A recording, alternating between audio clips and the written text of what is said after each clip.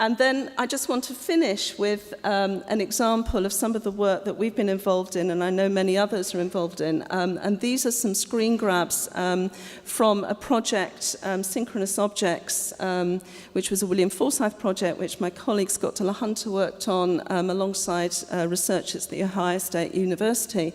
And the top image on the right is another image from our Siobhan Davis archive, which is this interest, this growing interest now in data, dance data, data that is generated through capturing and visualizing dance in different ways, and how this creates its own kind of archive of material, and it offers up something into the broader and wider community, into other expert practices who are interested in working with and doing something with this. And I think behind this is a real desire for this to be entirely open. So coming back to Cornelia's call for the kind of commons, we're looking at the way in which we can make this data openly available. So it's another way of engaging with dance content, another way of imagining and reimagining the archives of dance. Thank you.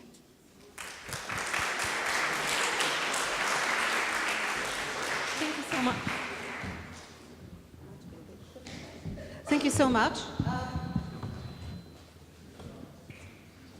Hello. Oh, yes. Last but not least, we've got Beatrix Lehmann from Museum Medien, who is going to talk to us about the issue of archiving and related questions of copyright and responsibility, drawing on her own practical experience of working with those issues and trying to tell us how she tries to resolve on a day-to-day basis, working with different organizations and thinking that, as well as conceptual issues, there are kind of pragmatic issues that are always at the same time ethical issues. And Beatrix got masses of experience of intervening, dealing and handling these issues very delicately.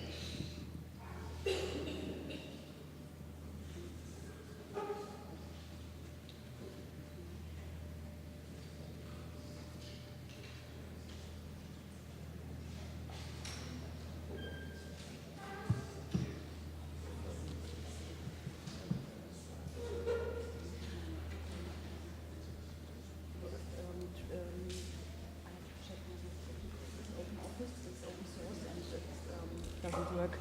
Sorry for that. Okay, just a bit of a technological delay, what you always get with so many archives, so many different systems, patterns, standards, translations.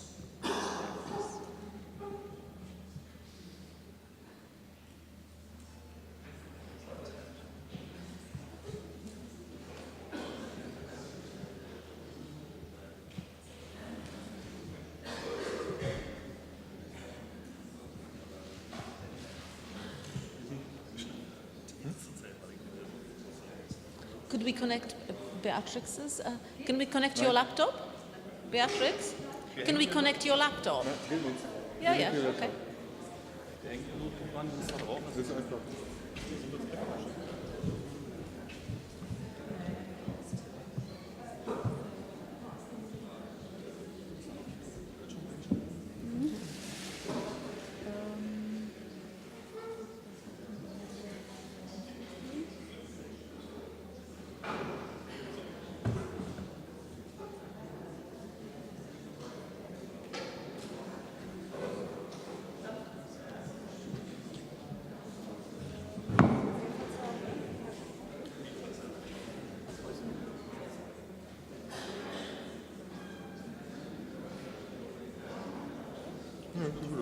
Okay. Okay. Vielen Dank. Okay? Yes. Okay. Okay. Thank you. Okay, so we are resuming the panel now. Thank you. Yeah. Sorry for that trouble. Museumsmedien develop... Sorry. Sorry. Okay, people, can we restart? Sorry, can we... I'm just going to do the teacher's thing and point at you and saying, you people, can you please stop talking so we can listen to Beatrix? Okay? Yes, you people there? Yes? Yes, you people. No, not working. Okay. Okay. Okay, thank you. Sorry. Thank you, Professor Joanna. That's right. But she's right. Okay, now, thank you. Again, Museumsmedien develop mobile apps, websites, databases, and interactive computer systems for exhibitions. The focus of our work is on the development of educational media for memorials, museums, and exhibitions. Memorials dealing with resistance against the Hitler fascism. We always work in close cooperation with our customers, mostly the researchers, scientific or educational staff in the institutions. With some examples of our media production work, I would like to show how institutions can be supported in their work using copyrighted photos, documents, audio files, and videos for media productions. I would like to demonstrate in which way a cooperation between a creative partner and a content partner can be more successful for both sides.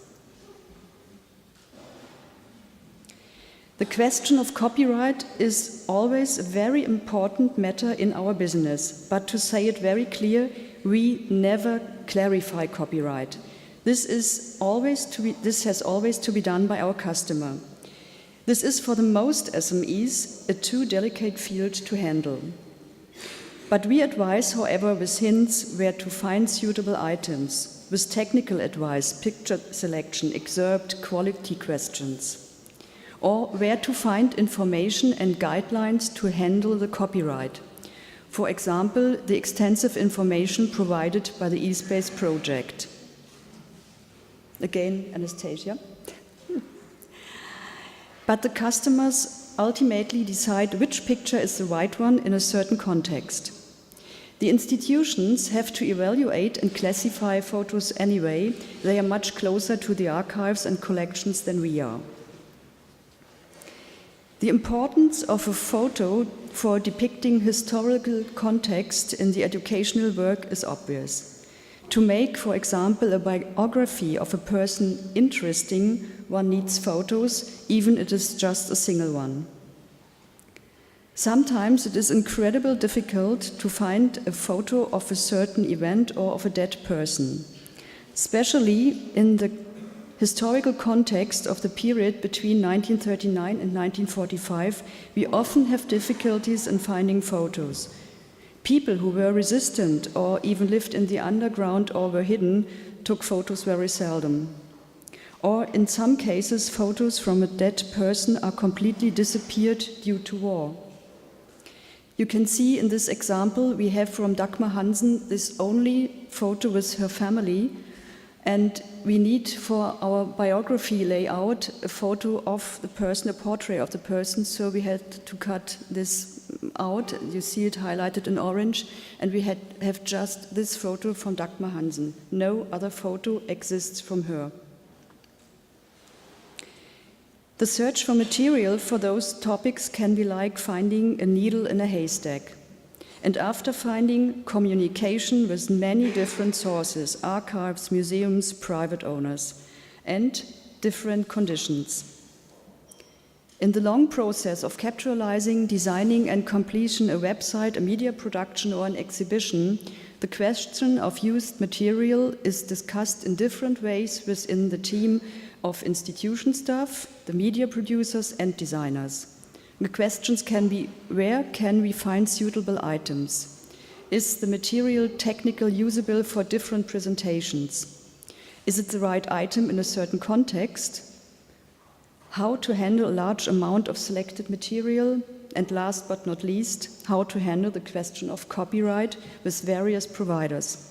For example, national archives like the Federal Archives in Germany, or international archives in Europe, America, Middle East, Asia, museums and collections, but also from Europeana, Flickr, Wikicommons.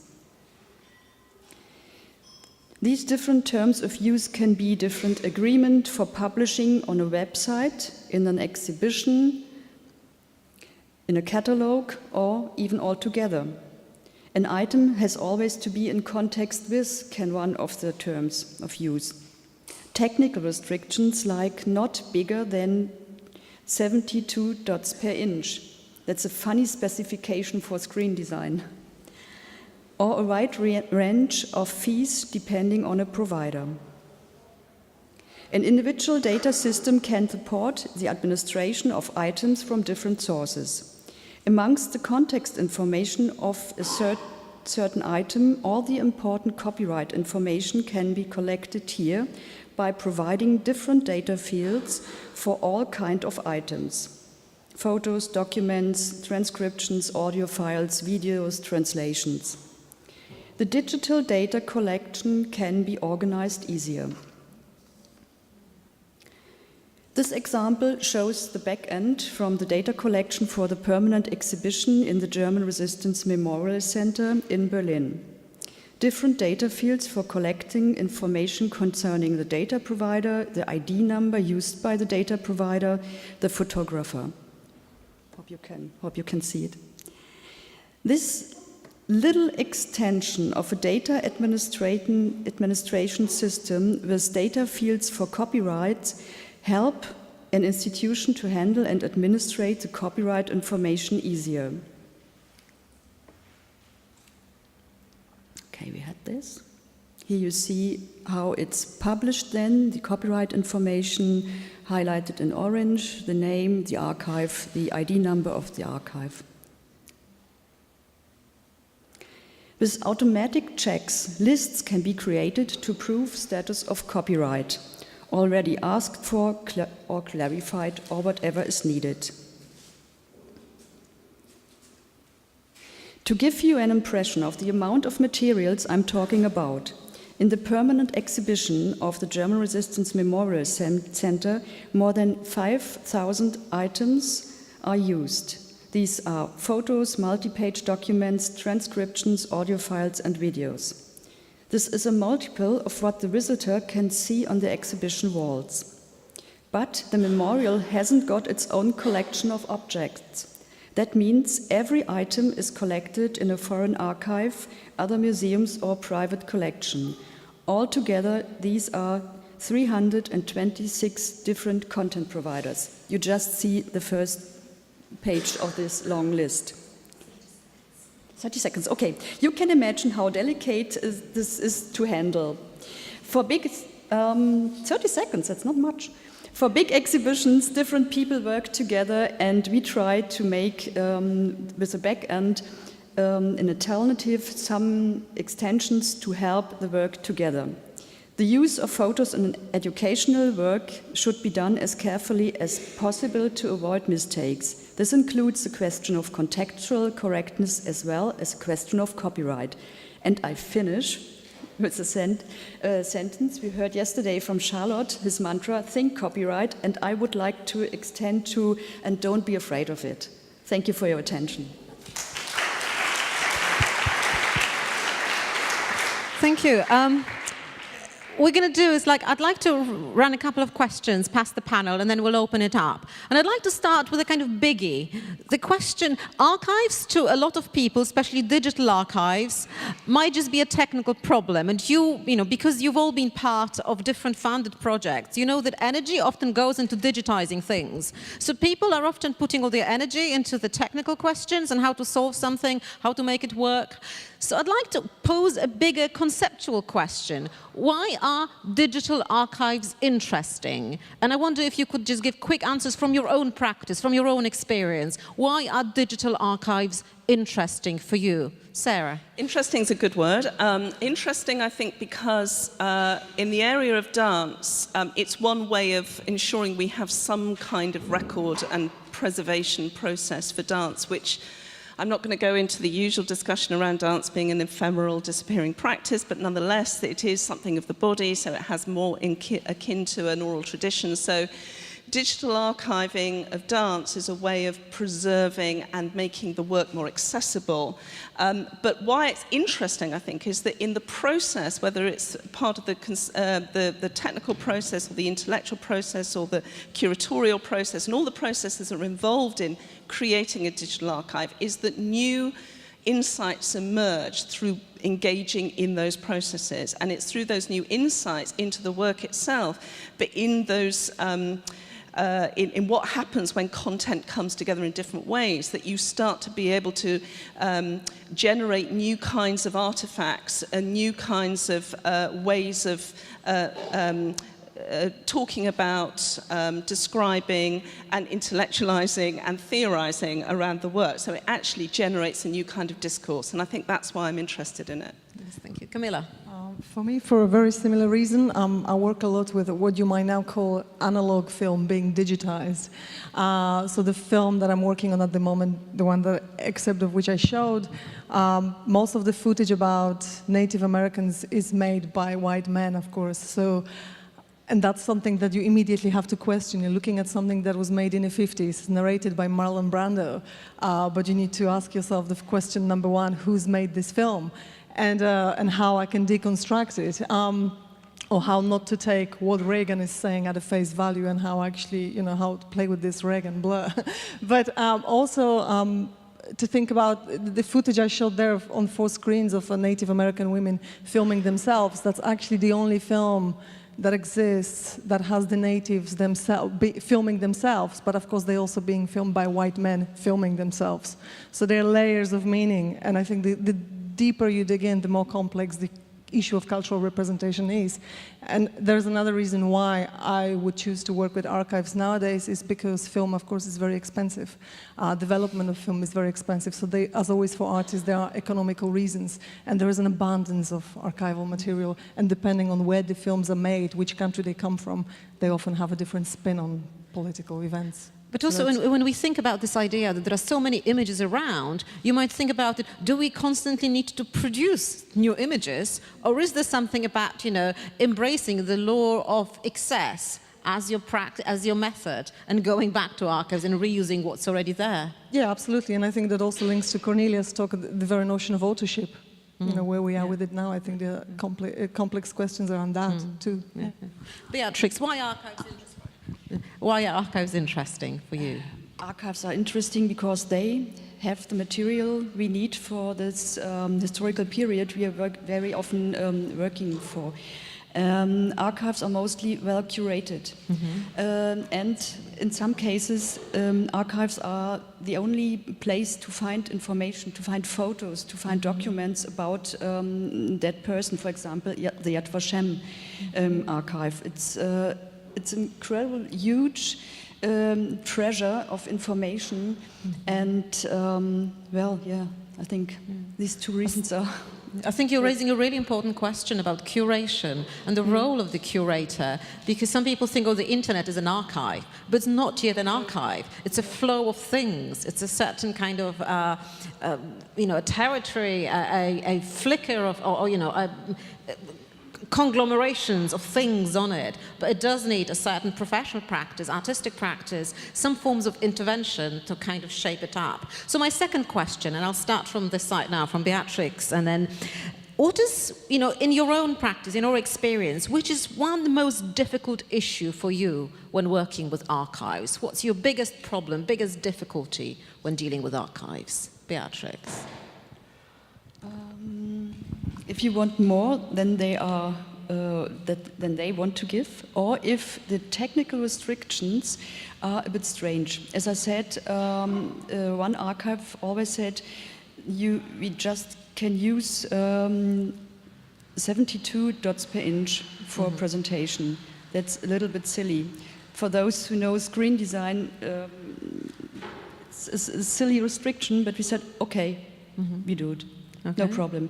And if you have to use a long caption, not only the ID number, the photographer, what else, sometimes you have problems with your layout because the designers don't like long captions. And Cornelia's 10-line caption for her image of interview with Warhol. Yeah. And this could be a problem, and you have to look for solutions, for example. Yeah, you have to look for solutions. Okay, thank you. Camilla, what is for you? For me, I guess the most difficult part of it is also the most exciting part, because it relates to editing, it relates to montage, how you put things together, because you realize that you yet creating another construct. So you continuously have to question yourself, critically question yourself, what is it that I'm doing and how I'm representing the Native Americans as being yet another white person making that film. So more recently I've been more interested in how you can, in ways in which you can hand this agency back to them through editing. And that's an interesting one because that's what's going to take me the longest. Yeah, it's interesting because what you're saying is also you're posing that you're working with archive is like a process of re-curating. Because like Beatrix said, an archive is already a curated project, can be well curated or less well curated, and then obviously your intervention is another layer of curation. Yeah, and also you realize that particularly with film, the way film is being filmed is also a reflection of the time in which it's being made. So contextual information is embedded in that footage. So you respond, you can deconstruct it up to a point, but then you still end up with the footage that's Reagan on TV, not video, all of that. Sure. When people say that, in the digital age, we all have become curators, that we curate our lives on a day-to-day basis through editing our, Instagram, through editing our Facebook kind of timelines as much as we can edit it. So, Sarah? Focusing, I think, particularly on digital archives and particularly again on dance, clearly there are many gaps, although I remember Kate Dorney, who was the keeper of the theatre collection at the V&A, said there is no such thing as gaps in the archive. The archive is what the archive is. But nonetheless, when we're looking at the archives of dance, clearly some of our major choreographers and artists over time are archived and some aren't. So there are issues around who is absent, who isn't part of our history, or who is written out of our history, because the archives become, in a way, the history of our practice. On the other hand, when we're talking about digital archives, they are more fragile than the hard archives, and they might once have tried to overtake in some ways. And so one of the difficulties I find is that sustaining the digital archive when technology moves at such a rapid pace, and to be honest, the kind of practicalities of that, the resources required to update and migrate and sustain the digital resources that we have, because ultimately everybody will disappear and then we will have nothing left in our archives. Thank you. I'd like to open it now to the floor, either within questions for individual panelists. Hi, thank you. My question is for Camila. So you talked about curation by the public and by the citizens, and questioning the canon and the accepted historical narrative. We also work at Sound and Vision with 2 projects, also with artists, and I was actually a little bit disappointed that the actual subversion aspect didn't really come out of it. They were very much marching in line with the historical narrative. And I was wondering a little bit what I could do to sort of push the project more in that direction. And I was also wondering if it's right for me to assume that it will be more difficult to get funding if I propose it in a way that will directly aiming at giving minorities a voice. Oh, it's a great question. I think when we were doing research for the images for the open book, I think I don't know why we were surprised. I was surprised that how much good material there was out online, and how many great photographs, little movies were there that were made outside of institutional frameworks. So you didn't necessarily need to go and have an MA in filmmaking to actually create a really interesting film. So not only, there's a certain return, I think, I don't know, maybe Cornelia has something to say about that too, but I think there seems to be a return for me nowadays to what I would call an amateur practices. By amateur in older times had a different implication to what it has now. And I think that's really interesting. And I think the question of funding, it's a tricky one, because of course if you're curating something that's more experimental, avant-garde or niche, you see, I don't make money out of my experimental films, I probably never will. But that's a slightly different question there. I think research is a key thing. I think you need to spend a long time looking at material, going to different places, trying to see how different people display things differently, even institutions at times. But yeah, I think for us, research was a key. I mean, it took quite a long time to sift through the images, to then carefully curate them for that narrative, alternative narrative, or non-narrative, if you like, to somehow come through. if that answers it in any way. Yes. So in that sense, maybe that role of the experimenter can come from you and your organization, that you can encourage that and inject that spirit of unruly spirit, if you like, into those projects and encourage them, look, it's okay to bend some of the rules, to play a little bit more. Maybe. Yeah, and it's in curation as well, I guess. Okay, Charlotte first and then Carla. Thank you. Yeah, my question is really a general question. I think it's only since about 2003 that intangible cultural heritage has been recognised on our legal landscape through the UNESCO Convention. And I wondered to what extent, because two of you were talking largely about intangible cultural heritage, and I wondered to what extent the thinking around what intangible cultural heritage is, the fact that intangible cultural heritage is held by the communities, groups and individuals who are, you know, a part of that intangible cultural heritage. And I just wondered to what extent thinking is changing given the new legal landscape around intangible cultural heritage.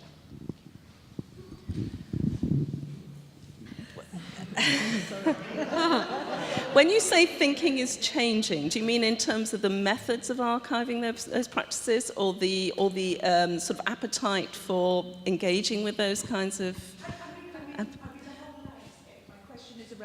My question is really around archiving practices. It's around engagement of the communities, groups and individuals whose cultural heritage it is. It's around thinking about what cultural heritage actually is and what you're actually, how you're trying to represent it. It's partly Camilla's question about how you're representing it and who's representing it. Yeah, of course. And within that question is a whole bunch of kind of, you know, tensions, frictions, you know, political issues, ethical issues, and all of those I think we're very mindful of when we're engaging in those kinds of practices. And I think it is something which is, I mean, I'll just give you an example from another project I'm working on, Holo Dance, which is another EU-funded project. And it's very interesting that one of our partners on the project is an expert in Greek folk dance. And through the project, it's been very much, well, there's a number of strands to the project, but one of them is around preservation of this vulnerable practice. Although in some ways it's very robust, because of course it's so sort of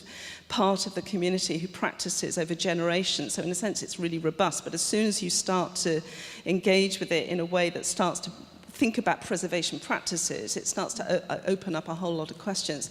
But what's become quite interesting in that is that, of course, we're trying to negotiate that relationship quite carefully. And, of course, once you start to impose on those practices different kind of technical methods and interventions which may undermine the very nature of what the practice is that if you do it carefully, it does start to actually generate from within the practicing community new ways of reflecting themselves on what they're doing and why they're doing it. And as long as those sorts of relationships are very secure, so that it isn't that the technology is coming in any kind of power, you know, in a kind of hierarchically undermining way, so that you can actually get to a point where it's seen to be really supportive of the practice, because it's opening up new ways of them thinking about how they preserve it, how they communicate it, how they share it, how they distribute it, and how they become really active agents in that process as well.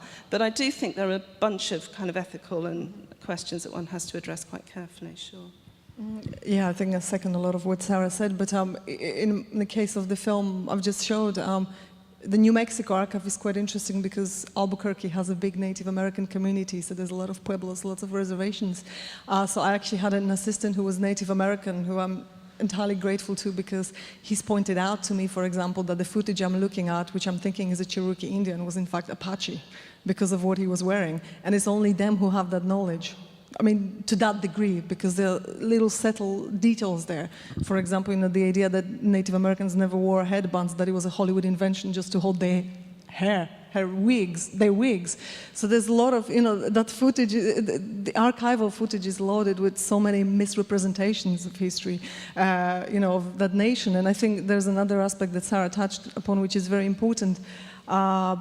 It's not just about working with the archives, it's about working with cultures and people, and it takes time to develop trust with those communities. Because as a white person going to a reservation, you need to be invited. It took me 3 years to develop this relationship. So millions of questions around that. But I definitely think there is a lot to be said for at least making attempts at handing this agency back to the communities somehow. Whether it's that you involve them in a project, you involve them in curation of the archive, involve them in educational projects where they can go out there and teach people about their own culture rather than us doing it. But many problems there. Also related to funding, yes. Yes, with some archives, we can say, for example, with the big German archives, the federal archives, they hold the treasure. It's their own treasure. And we have to say, could we please? In some cases, it's a little bit black and white, but in some cases, they behave like this. And on the other hand, we have a lot of private owners, especially for this historical period. We often ask for, we would like to use this material and can we use it? And these are, it's their material and we really have to be very friendly to them and ask for that they give us this material from their parents, from their sisters, from their relatives. And yeah, that's the other side. So, yeah. Okay, it was Carla. Yeah, thanks. It's a question for Camilla. I think your film, if I can imagine what you will be doing, of course I can ever will be even more interesting for post-colonialism and culture studies than for the archival community. But I would like to just raise kind of discussion, but also a direct question maybe, regarding this tension between the found footage, you had found footage, and now you have to reinterpret it and to do a film, so which is, of course, a new product. But I would be interested in knowing if you could do something like, or if you are doing something like, involving the memories of the people who have not only seen that movie, but the ones who have known that native communities in such a way as, I don't know if it's still in the reservations, or I have no idea, but it just reminded me of what they're doing now in the Dance Archive of Pina Bausch, which is involving the memory of the people who've seen the dance pieces. So not really thinking of, well, just let's show them the final piece on stage, but especially focusing on what is the impact, what is the memory that she left in the people who attended. So it really reminded me of that a lot. No, thanks, and I'm really curious to know what you're doing in your film. No, thank you very much, and that's something that I have actually considered, and I have shown film recently in Texas. It's a work in progress, but I actually did have some local Native American communities when they were coming from Arizona, and that feedback was very, very important. So I actually have millions of notes which have now helped me to, it's part of that reimagining process, of course. So they definitely involved in the final stage of the project, so I totally, take that. Thank you very much. There's something else I wanted to add now, I forgot. But maybe it'll come back to me, yeah. Yeah.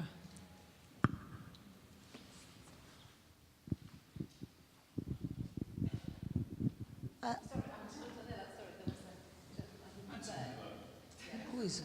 Me. But I asked it before you.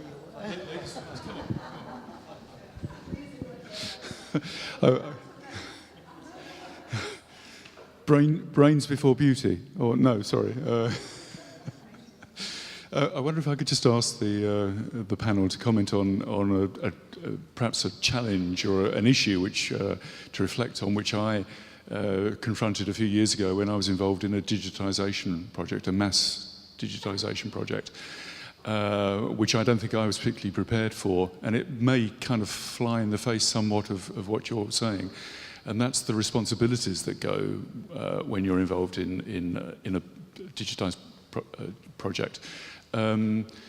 This involved the archives of what is currently a very large multinational company that is the custodian of what is in effect public archives.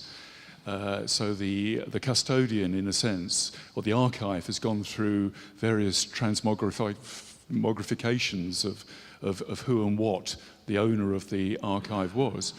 And I felt it was kind of incumbent on me to provide, through the digitization process, as much of that contextual information as I possibly could, because I didn't feel that it was for me to make any kind of editorial judgments over what I included and what I didn't include, or how, to try and be as faithful in terms of the online presence to the physical archive as I possibly could be. And it included not just written archives, but also film and photographic images as well. If I may, I think that whole question about, I think Joanna speaks about beautifully in regards to this idea of what a cat is in film. And it's also not just aesthetic, but it's also an ethical position. And that is particularly prominent in regards to the archive. And this is why I think for me, being in the process of developing this idea of actually found footage film being form of an archive, that I think where I'm currently going with this idea is that imposes yet additional ethical responsibility there, to think and rethink, think twice, think again. Yeah, so that's from me. Yeah, I mean, maybe it's slightly different from my experience of working with Dance Archives. And I know Michael's going to be talking about his experience, which I think will address a lot of these sorts of questions. Well, maybe not, I don't know, we'll hear. Just a couple of things that might be relevant to your question. First of all, that very often a choreographer will think that she or he owns everything that they've made, and they don't, because often things have multiple owners, as I mentioned earlier, and it's in the process of digitizing and then creating archives that these sorts of issues arise, and then you find yourself into some quite difficult kind of negotiations and questions around that. But also it's, I was going to say something else and I've forgotten it as well now. But it is something about telling the story of the development of that processing, which I think is really interesting as well, as you say, so that you uncover the sort of processing of moving through a workflow from identify. I mean, in the Davis archive, there was no hard copy archive. We were creating an archive that was born digital in a sense. It's not quite the right way of putting it, but it didn't come from a hard archive. So multiple sort of layers of misunderstanding and reinterpretation were sort of coming to the surface through the building of the archive. So it was important to us to really try to tell the story of everybody's engagement and involvement in that process, I think. That isn't what I was trying to remember to say. If I may add as well, I think you're talking about big corporations and archives. New Mexico, I dealt with an archive that nobody wanted. Nobody wants that culture. Nobody wants to know alternative stories of that culture. So we, in fact, had to find places that would take this archive. So, it's not apparently necessary for this history to be preserved, which is yet where film has another ethical function there, I think. Yeah. So we're moving on, yeah? Okay. Antonella. I was reflecting on what is a digital archive, because looking at how digital archives were born, they were discussed at the beginning of the 2000s as the result of the digitization of cultural heritage. And at that time, a strong emphasis was put on the fact that we didn't want to have the museums, the digital museums archives, the libraries and museums archives, and the archives archive. We wanted a cross-domain digital archive able to provide a continuum of digital content for access, use and reuse. But now, after 15 years of this work, I noticed, and I was thinking on the discussion of today as well, that the digital archives are different. They have different scopes. They have a different way to be preserved, curated, accessed, copyrighted. So probably now that we have done the effort to think to the digital content as a continuum that needs to be available, we have to rethink in the digital world to the different natures of digital memory institutions. Probably we don't have to have a digital museum. There was recently a call for virtual museums launched by the European Commission, and personally I found it not so appealing. But to think that in this digital world, where there are all these content that are preserved in the digital archives, they are not the same for everybody.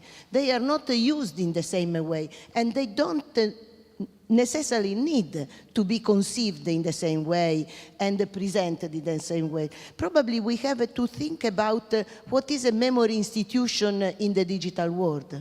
So this was my reflection. Thank you. Thanks, Antonella. Beatrix, do you want to follow up? That's completely true what you said. There are big difference between the archives or archives of museums and digitization projects. There were really a lot. Some were good, some had a really good budget, some had really good teams who worked together technically and for context informations, and some had just a little budget, but they want to digitize. Digitize was the word of the last 20 years or 15 years. So everyone tries to digitize whatever, and so if we search in archives with our customers, we always have to be very careful which archive we use for which context, for which exhibition, and yeah, that's really true. There are big differences. I don't have much to add to that, other than I would say that having only been involved in creating a digital archive without being an archivist and without really understanding what archives meant until I started trying to make one, I'm now completely in love with archives, and I mean hard copy archives, and I mean I love the idea of spending my time working directly with those objects that are buried in archives. So I think, you know, we need to hold a balance between the imagination we can bring to how we can rethink archive within the digital environment, but at the same time respect and honor the archives that are there, that are going to be our source for many years to come. Any last question? I just want to say something. I work in a big sound archive, the British Library Sound Archive, where there is 6.5 million audio recordings. So the experts have estimated that if the archive is not made digital within the next 15 years, some of these sounds will be lost forever. So this is a very big reason for a sound archive to have the archive digitized. Another thing is, I'm also an anthropologist, and I did my field research in China many years ago. And I work with video as well as you have done it. And there is always this question of ethics and how you represent another culture. But what you do with your representation is yet another representation. So we always have to look at the context and circumstances, how the material of the work is being produced. So for me, there is no such a thing as found footage, unless you mean footage is like the footage you retrieve for your research. As an archivist, there is no such a thing as a found footage. All the footage, everything, every image, every piece of paper, every scrap of whatever has an origin and a context and circumstances, and we are always going to make a new reinterpretation which can be, you know, destroyed by the next researcher. So that's... I think that's a really beautiful point, that the role of people working with archive is maybe to provide an account, an ethical account of their acts of finding things. So that's a kind of, so before we go and make anything else, projects, apps, other things, you kind of give an account of that relationship and you write yourself back into your app, into your platform, into your digital museum, into all those things. And on the top of that, I document performances as I'm curator of drama literature recordings. So for us, it's very important to know the circumstances of the creation of the work. So besides getting the collections, we do oral history interviews with all the people who is available when in the lack of footage or in the absence of documentation, we try to find ways of gathering something that can trace or can place that particular item in the collections. And to also add to that, that found footage is a term that's still continuously evolving, and is not a term that means the same thing in America, and it doesn't mean the same thing in Serbia, for example. So in itself, you know, that very act of filmmaking is reflexive not just upon the film itself, but upon a discipline that within which it exists, which discourse is actually from within which discourse is actually operating. So there's surely debates there too. Yeah. Last words. Carla will have the last word on the panel, so it's a big responsibility. Yeah. You wanted it, now you have to carry this. No, because I really am so interested in this, and I was actually thinking about, like you, that found footage is evolving, of course. But the feeling I had also, I was born in Angola, and Angola was colonized by Portugal for many, many years, and still the story is still to be told in the terms of the people that are still living. So my problem is exactly the same. So of course we have lots of books and photographs. My father was a photographer. He took photos of the people dying and so on, since the terrorism started in the 60s. That's another thing. And that they called found footage as well. And those photographs are in the archives of Lisbon, but in photography. But what I think is still really needed, and what I'm trying to do I'm also now directing a movie, is to get as close as possible to the people that are living, so that the archive is kind of complemented. So I see this as a complement. So it's the found footage plus what people can still, I mean, let's go to them while they are alive, because, I mean, like my parents, my father has already died, and those people who have really gone through the War of Independence and have been totally traumatized with this, they have just been put aside with always these memories of beautiful times, sunny old times, golden times, but never the real, as of course you had in Germany, and you've done much more than Portugal has done to Angola. Nothing at all has been done in this respect of going back to people. Even yesterday on TV, the German couple was talking about the fact that I can't remember their name now, because of the new problems in Germany with the new flag and so on. So, I mean, this has to be, according to me, be done in a complementary way, but also as soon as possible, while people can tell you their stories.